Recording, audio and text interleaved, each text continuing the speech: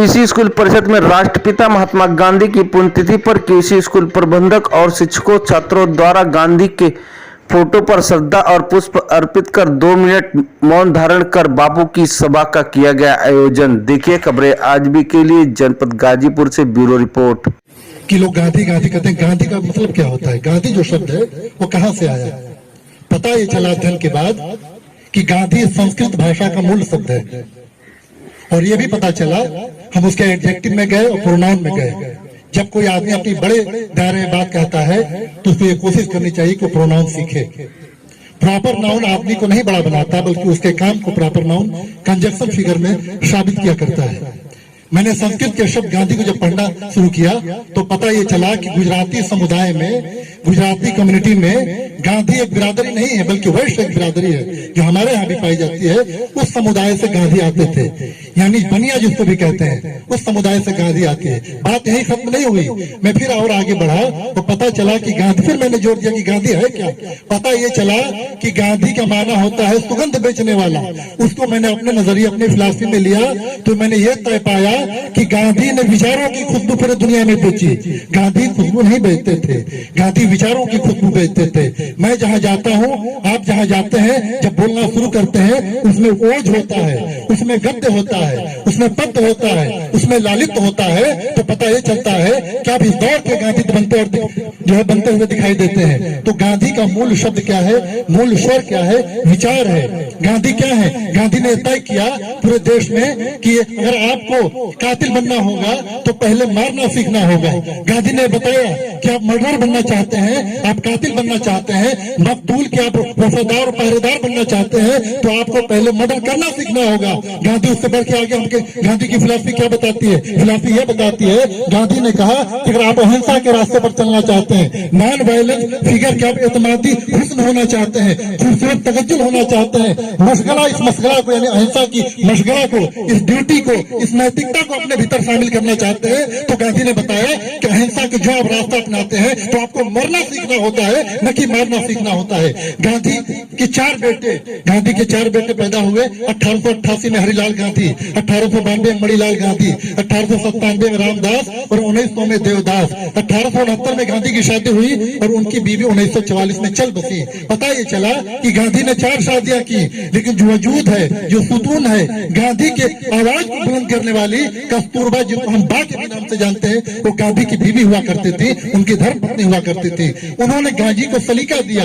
पता ये चला कि गांधी की जो बीवी थी वो लाइल्म थी, अनपढ़ थी। शादी के बाद गांधी ने उनको बराह रास्त शिक्षा और तालीम से जोड़ने का काम किया। गांधी क्या है? गांधी हुस्न है। पता ये चला कि आज के इस दौर में फासिस्ट हो, दक्षिणपंथी हो, वामपंथी हो या किसी भी विचारधारा को फॉलो करने वाला हो, वो गांधी को पकड़े रहता है। गांधी कहता है और अकेले कमरे में बताता है कि मैं गांधी को पसंद नहीं करता, लेकिन बड़े मंच पर जाता है, जो वैश्विक फलक पे जाता है, विश्व जब शागिर्दी, राष्ट्रीय स्तर की शागिर्दी आता, उसको अल्लाह ताला करता है, ईश्वर करता है, तो गांधी को अपने दिल में बताता है। और एक अलग तरह की बात कर रहा हूं कि नोट पे जो आप गांधी को देखते हैं, भारत सरकार का, या जब तक देश की आजादी के बाद जब हमको गणतंत्र मिला, कोई ऐसा कानून नहीं है कि गांधी को नोट पे छापा जाए, लेकिन गांधी का इशारा, गांधी का किनारा, गांधी का रुतबा, गांधी का तगज्जुल, गांधी का हुस्न, गांधी की खूबसूरती, गांधी का काम और गांधी का नाम इतना बड़ा है कि नोट पे छपे पा जाते हैं। सबका शुक्रिया। परवेज सर के लिए शुक्रिया। मतलब साहब को भी मैं चाहूंगा कि माइक पर आए। एक थियरी है उदारवाद और दूसरी थियरी है उग्रवाद। एक को हम लिबरल बोलते हैं और दूसरे को हम रेडिकल बोलते हैं। तो बापू रेडिकलिज्म से बहुत दूर थे, वो लिबरलिज्म में विश्वास करते थे। और लिबरलिज्म जानते हैं क्या है? लिबरलिज्म का मतलब ही होता है आजादी, लिबर्टी, फंडामेंटल राइट, और सबसे बड़ी चीज तो ये, let us live and let the live others.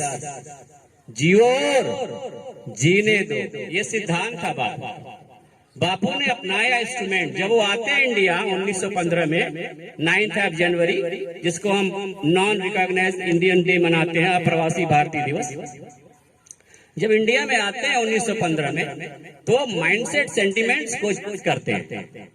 ऐसा कोई व्यक्ति होगा जो पहले से ही इसको कोई जरूरत नहीं थी, वो आए और देखे कि नहीं, यहाँ पे गवर्नमेंट बहुत अप्रेसिव है, गवर्नमेंट सरकारी हुकूमत जो है हमारे ऊपर आए दिन जुल्म करती है, मारती रहती है, पीटती रहती है। जैसे मेरे मैनेजर साहब ने आपसे पूछा कि वायलेंस किस साइड से हो रहा था, इंडियंस की साइड से या इंग्लिश साइड से, तो आप लोगों ने कहा कि इंग्लिश साइड से। उन्होंने जज किया कि ये सरकार बहुत अप्रेसिव है भाई, अगर अप्रेसिव सरकार से हम लड़ेंगे तो हम तो हार जाएंगे। फिर उन्होंने एक मेथड निकाला, उस मेथड का नाम क्या है? सत्याग्रह। नॉन वायलेंस की तासीर है, उसका सिद्धांत नॉन वायलेंस पे आधारित है। उनके सिद्धांत का नाम है सत्याग्रह। सत्याग्रह का मतलब है सत्य के लिए आग्रह, अर्ज फॉर द ट्रूथ। उन्होंने कहा कि there is a matter of truth, so there is no need of fear. अगर मामला सच्चाई का है तो इस पे डरने की कोई जरूरत नहीं है। Nobody can kill the power of truth. And for truth and for satyagraha, there is no space of violence in satyagraha. सत्याग्रह में वायलेंस की, हिंसा की कोई जगह नहीं है। इसीलिए कहा गया, दे दी हमें आजादी, बिना खड़क बिना ढाल, और साबरमती के संत तूने कर दिया।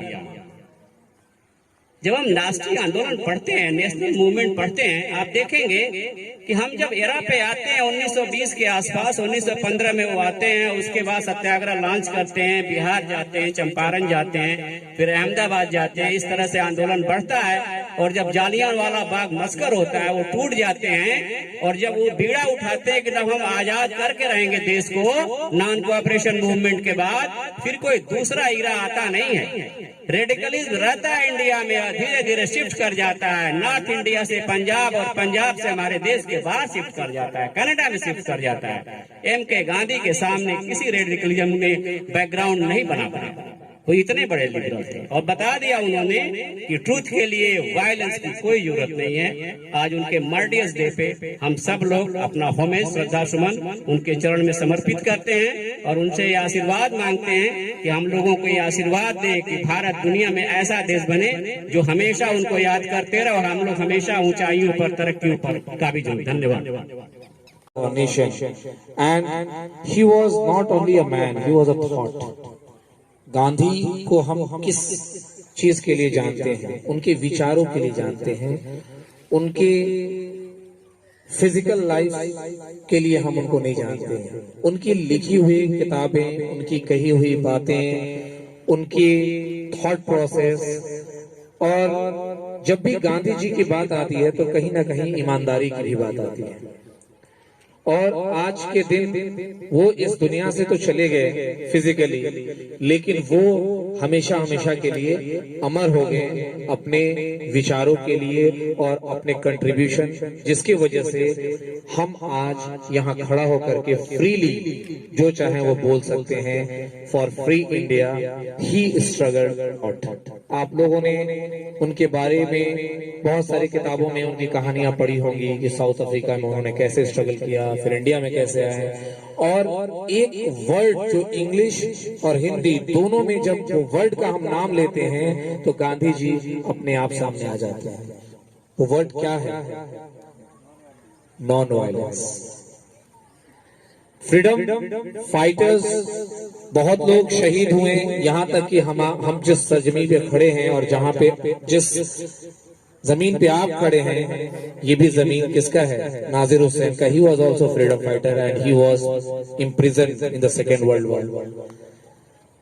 वो भी लड़े, सुभाष चंद्र बोस भी लड़े, बहुत लोग शहीद भी हुए, बहुत लोगों ने अलग अलग अपने थॉट प्रोसेस को लेके चला, और सबका कंट्रीब्यूशन इक्वली है। लेकिन जब हम बात करते हैं गांधी जी का, और एक ऐसे कंट्रीब्यूशन का, एक ऐसे विचारधारा का जिन्होंने एक ऐसा रूप दिया उस स्ट्रगल ऑफ फ्रीडम को जिसमें कि खून कम बहा और अंग्रेजों को जड़ से उखाड़ काम उन्होंने बहुत ज्यादा किया। कई बार आप लोगों ने सुना होगा सिविल डिसोबीडिएंट मूवमेंट का नाम, दांडी मार्च का नाम सुना है ना आप लोगों ने? ये सारे वर्ड्स, ये सारे मार्च और सारे मूवमेंट जो गांधी जब लेके चले, वो ज्यादातर उसमें वायलेंस अगर हुआ भी तो किसके तरफ से हुआ? गांधी जी के जो साथी थे उनके तरफ से या ब्रिटिशर की तरफ से? जवाब दें आप बच्चे। किसके तरफ से हुआ वायलेंस, हिंसा जिसको कहते हैं, लड़ाई झगड़ा, गांधी जी के साथियों की तरफ से हुआ या ब्रिटिशर्स की तरफ से? यस, ब्रिटिशर्स की तरफ से, क्योंकि इनका थॉट प्रोसेस ही क्या था? Non violence. So I would not prolong this program because we know the importance of your study time. So without taking further any delay, I would like to